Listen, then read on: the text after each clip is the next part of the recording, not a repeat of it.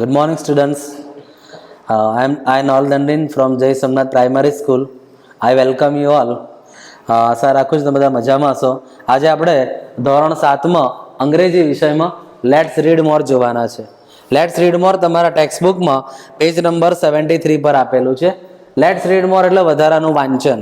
વધારાના વાંચનમાં તમને prayers, poem અને પ્રોઝ એટલે બે ટોપિક એટલે ત્રણ ટોપિક આપણે કહી શકાય.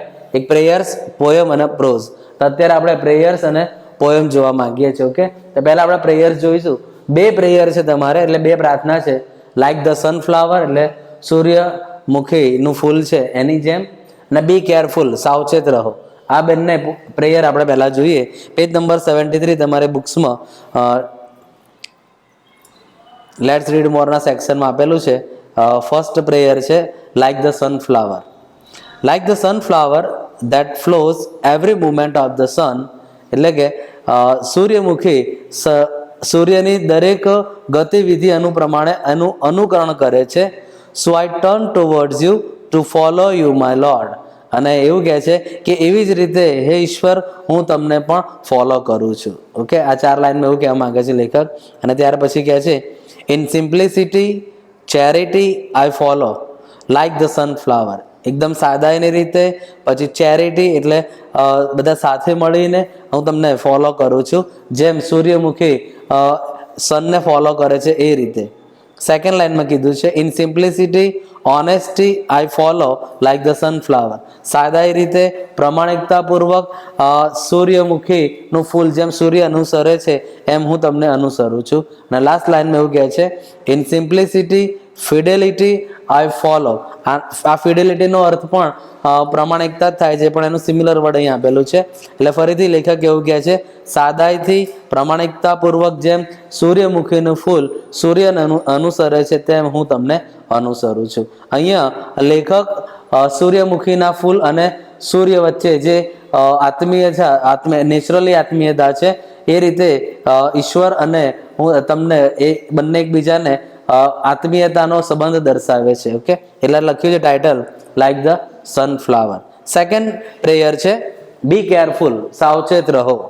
બી કેરફુલ આપણે જોઈએ કહેવા શું માંગે છે. Be careful with your eyes what you see. તમે જે જુઓ છો એનાથી તમે સાવધ રહો. There is a god up above. ઉપર ઈશ્વર છે. Who is watching you with love. જે તમને પ્રેમથી નિહાળી રહ્યા છે. So be careful with your eyes what you see. એટલે તમે જે જોઈ રહ્યા છો એને બહુ જ ધ્યાનપૂર્વક જુઓ.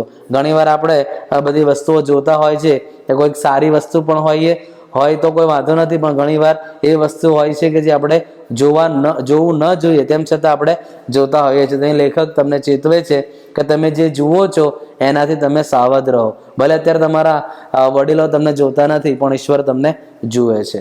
અહીંયા આઈની વાત કરી. હવે બીજું જોઈએ second stanza. Be careful with your ears what you hear. તમે જે સાંભળો છો તેનાથી તમે સાવચેત રહો. There is God up above. ઉપર ઈશ્વર છે. Who is watching you with love. કે જે તમને પ્રેમથી નિહાળી રહ્યા છે. So be careful with your ears what you hear. જે તમે જે સાંભળો છો તેનાથી તમે સાવધ રહો. આપણે સારું સાંભળવું જોઈએ. લેખક એવું કહે છે ઘણીવાર એવું હોય છે કે જે આપણે સાંભળવા માટે યોગ્ય નથી હોતું તે આપણે ન સાંભળવું જોઈએ. થર્ડ સ્ટાન્ઝા જોઈએ. બી careful with your tongue what you સે. તમારી જીભથી તમે જે કહો છો તેનાથી તમે સાવધ રહો. There is God up above. ઈશ્વર ઉપર છે. Who is watching you with love. કે તમને પ્રેમથી નિહાળી રહ્યા છે. So be careful with your tongue what you say. તમારા જીભથી તમે જે બોલો છો તેનાથી તમે સાવધ રહો. બી careful with your heart what you લવ. તમારા હૃદયથી તમે જેને ચાહો છો તેનાથી તમે સાવધ રહો. There is God up above. ઈશ્વર ઉપર છે. Who is watching you with you love. જે તમને પ્રેમથી નિહાળી રહ્યા છે. So be careful with your heart what you love. જે તમે જેને ચાહો છો તેનાથી તમે સાવધ રહો. છેલ્લા સ્ટાન્સે એવું કહેવા માંગે છે કે આપણે જેને ચાહવાની વાત છે કે સારી બાબતને તમારે એની સાથે પ્રેમ કરવો જોઈએ. ઘણીવાર આપણે લોભ ન રાખવો જોઈએ. એ જ બધી બાબતો અંદર આવતી હોય છે. તો એવી સારી બાબતોનો તમારે શું હોવું જોઈએ? ચાહના તમારી હોવી જોઈએ. આમ બે પ્રાર્થના દ્વારા ઈશ્વર લેખક પોતાની આત્મીયતા ઈશ્વર સાથે કરે છે. ઓકે, ફર્સ્ટ પ્રેયર હતી લાઈક ધ સનફ્લાવર અને સેકન્ડ હતી બી કેરફુલ. હવે પોએમ જોઈએ. બે પોએમ છે. Come out to play a ball game. Okay, come out to play એટલે રમવા માટે બહાર જાઓ, આવો. Boys and girls come out to play, the moon does shine as bright as day. લેખક એવું કહે છે છોકરા છોકરીઓ તમે રમવા માટે બહાર આવો અને ચંદ્ર એ દિવસની જેમ સૂર્ય ચમકે છે તેમ ચમકી રહ્યો છે. Leave your supper and leave your sleep. તમે તમારું ભોજન છોડી દો, તમારી ઊંઘ છોડો. And come with your friends in the street. તમે તમારા મિત્રો સાથે શેરીમાં આવો. Come with a whoop and come with a call.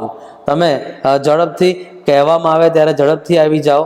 Come with a good will or come not at all. અને જો તમે આવો તો સારી ઈચ્છાથી તમે આવો, નહીતર તો ન આવો. આ રીતે બહાર આવવાની વાત અહીંયા લેખક કરે છે. Okay, come out to પ્લેમાં.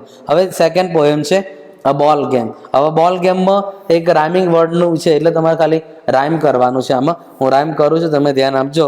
વિલ્ફ્રેડ થ્રોલીએ આ પોએમ લખેલી છે. A bounce ball, 1, 2, 3, underneath my right leg and round about my knee. Bounce ball, bird or bee, flying from the rosebud up into the tree.